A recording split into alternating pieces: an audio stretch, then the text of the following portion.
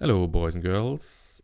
Since many years, I thought I should make this, 5-minute video where I quickly sketch the underlying reason beneath a certain type of, surprising integrals that you see in various threads and forums all the time showing up. It's always the same stupid trick, and I thought, I make a reference video for this kind of thing. So I've just named one. You see here there's some monomial x to the power of 2n. This is some even function. It's integrated over some here in this case fraction of exponential to the sine blah blah blah, and it turns out it greatly simplifies. And the question is, why is that the case? And the fact is that most of the things here are a ruse, like the fact that this integral bounds, this goes from minus pi to pi, does not play any role. And what plays a role is the parity of the functions and the non-obvious fact that certain functions like 1 over 1 plus e to the power of something, here in this case, has a certain structure, and that I will explain in this video. So why is this the case? Well, the short answer is in this case that 2 over 1 plus e to the power, and the same goes for 2 over 1 minus, is some constant, which is the simplest even function, and then some uneven or odd trigonometric function where the integral simplifies this a lot. I will not scroll up now again for the theorem that we started with, because we will see in a broad generality how these things hold, and I think you will learn some, if you don't remember, you're reminded of some integral relations that are handy. So first off, I want to start with the fact that what we're discussing here is fairly general in reality because of the translation invariance of let's say the Borel measure.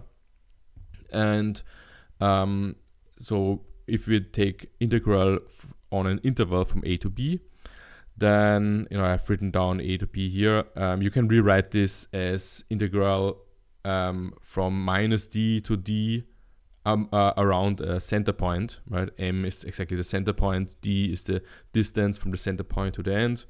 Then you can write down any integral over any function from a to b over this shifted integral bounds, and then you can just shift the function and shift the integral bounds, and so you have this symmetric integral in general. This is sort of obvious.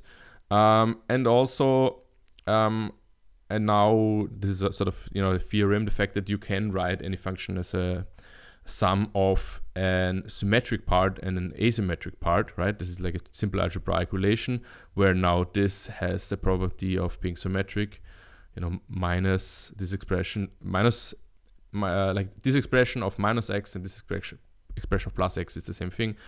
And then enter a symmetric part. You can also shift this around, you get this, and so the integral from a to b over f, which we just saw, can be written like so.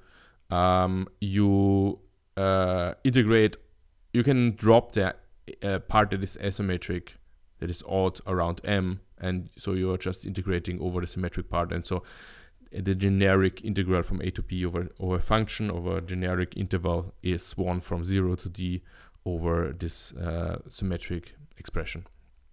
Okay, so this is just arguing that what we do here is like relevant for the general integrals over intervals.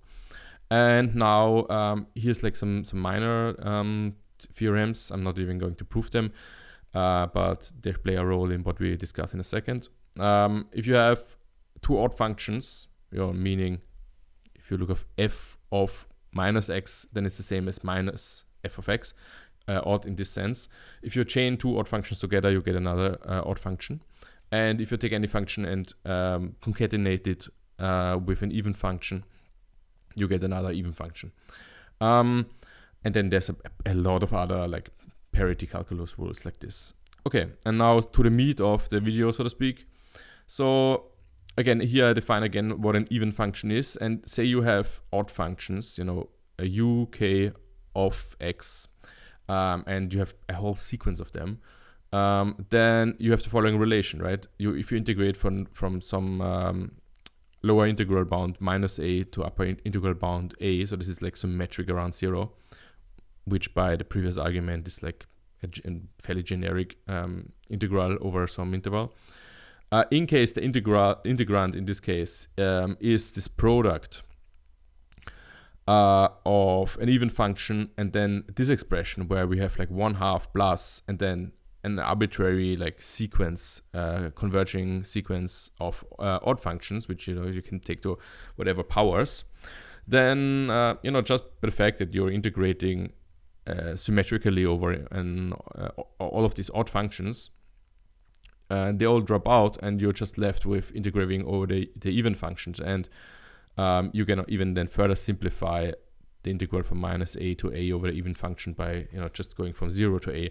So whenever you recognize this pattern, even function times odd functions apart from this constant, which is also an even function, then you have some simplification, and the 1 over 1 plus minus e to the power of u just happens to be of this form, right? This is like 1/2 minus and then one of these nice trigonometric functions. I'm not going to prove this relation between the exponential functions and the trigonometric functions. There are many of those and you know them.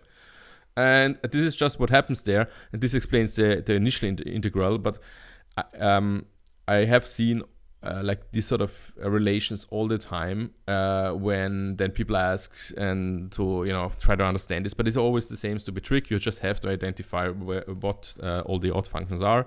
So in particular, as I've just argued, you always have this relation. In particular, you can rewrite this with the integral bounds.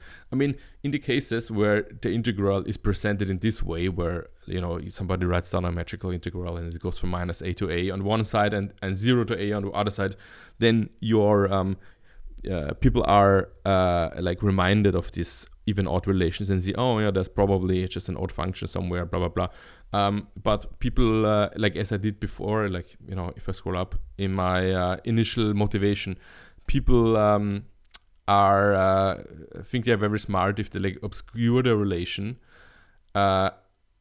by choosing some integral bounds and presenting this and getting likes. I mean, maybe I'm just jealous of likes for stupid math relations, but it's so funny that the fact that you make it less general, that you choose integral bounds, obscures what's really going on, because then people think, oh, there's a sign, and there's pi, and so maybe something cool happens.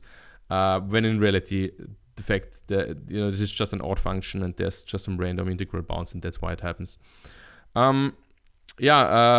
So I think I'm pretty much through. So here I give just some more examples, right? So whenever you see something like this, like some generic functions f of x squared, it's already a hint.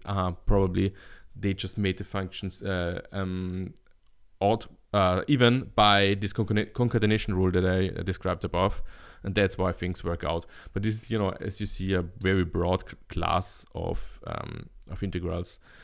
Okay, so in the spirit of keeping the videos short, I went over 5 minutes, but nonetheless better than usual. I hope you learn some more triggers or that help you recognizing these stupid silly things. Take care.